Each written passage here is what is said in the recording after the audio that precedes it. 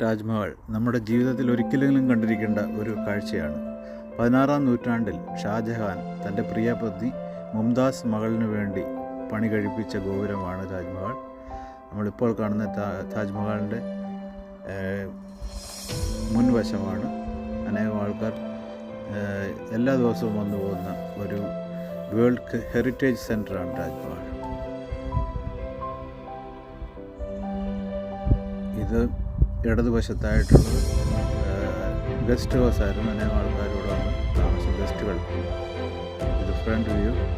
ഇതിൽ 4 ഗോപുരങ്ങളുണ്ട്. ഇത് താജ്മഹലിന് കൂടുതൽ അഴകും ഭംഗിയും നൽകുന്നു.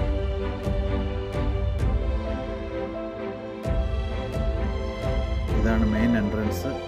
മ്യൂസിയത്തിലേക്ക് കയറാണ്. ഇവിടെയാണ് മുംതാസ് മഹലിനെ അടക്കിയിരിക്കുന്നത്. അതിനകത്ത് അതിന് താഴെയായിട്ട് ഷാജഹാനെയും അടക്കിയിരിക്കുന്നു.